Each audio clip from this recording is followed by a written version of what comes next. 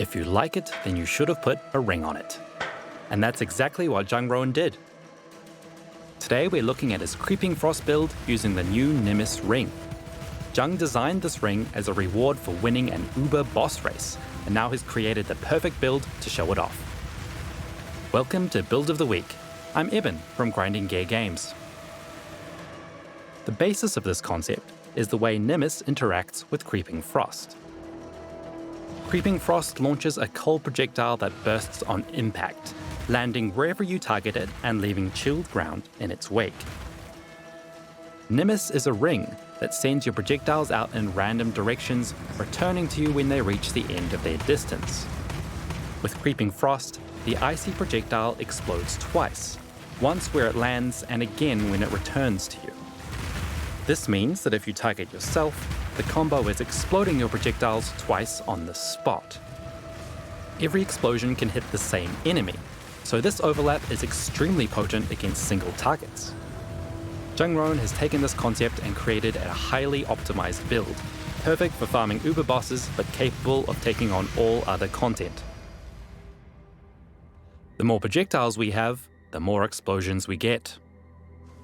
Jung has employed a clever way to acquire more projectiles for Creeping Frost.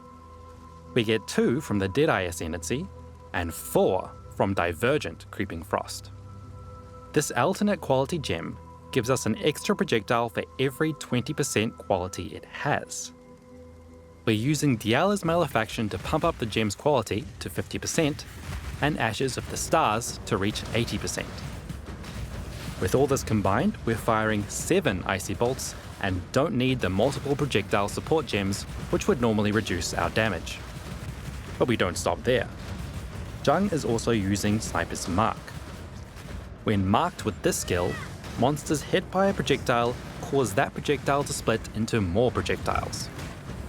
With a level 21 version of this gem and a lot of extra mark effectiveness, our target generates no less than 9 projectiles when one is split. As a side note, only 2 of the original projectiles can split from Sniper's Mark, one on the way out and one on the way back. The first split will be returned to the player's location and all explode there thanks to Nimis. The second split, triggered on the way back, splits out everywhere. But minutiae aside, this is a lot of explosions. We can make the most of this by grabbing the Mark Mastery that provides a chance to gain a frenzy charge on a hit of the marked target. Thanks to the sheer number of hits we're doing, we can max out our frenzy charges almost instantly. With this setup, Jungroan has gone on to grab a lot of projectile damage across his tree and gear, such as these Cluster Jewel passives. Cold damage, crit, and cast speed are also favoured. There's more going on with this damage setup that we don't have time to cover, but it's worth mentioning one last mechanic: focus. When you have a focus mod on an item, you get a skill that grants a temporary buff from all focus mods. Jung is using 2 such mods, one that increases our cast speed, and another that gives us a chance at double damage. Since we're all about killing bosses, having a button that boosts our damage briefly is very useful. Jungroan wanted to create a build that can take on almost any content in the game, and he has achieved it. This build squeezes in 6 auras, most of them defensive, preserving almost every drop of mana. From these, we're getting a respectable amount of armor, evasion, and life regeneration. Of note is Vitality. Useful by itself, but Jungroan has paired it with this Watcher's Eye Jewel that grants life gain on hit while affected by Vitality. Thanks to the sheer number of hits we're dishing out, our life sustain is ridiculous. Jung has also sought out defensive solutions for ailments and stuns, important when facing Ubers and other high-level content. This build is immune to both, thanks to several key nodes on the tree, these boot mods, and a Jade Flask, which we have up all the time thanks to some flask recovery for Nangling. Through similar methods, we've also got spell suppression capped, although this required using an anointment to pick up Inveterate. Otherwise, we're squeezing in resistances and life on our gear where we can. In Jung's highly optimized version of this build, almost no mod is amiss.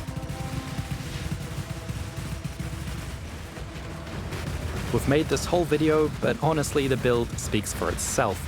It crushes the most powerful bosses in seconds, surviving easily as it does so. It's also fun to play, flicking out ice and piling on the explosions. Jung has made his mark on Path of Exile with the Nimis ring, and this build is a wonderful execution of the concept. Thanks to Jungroan for his contribution. Be sure to check out his build video, linked in the description. If you'd like a look as tight as this build, here's the list of microtransactions we used in this video. See you next time!